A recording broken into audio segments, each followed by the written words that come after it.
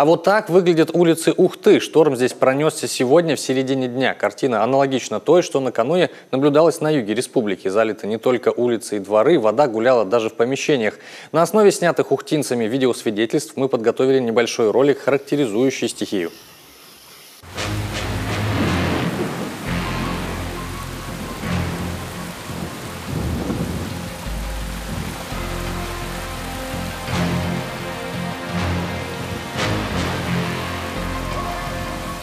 Какая гроза! Очень страшно.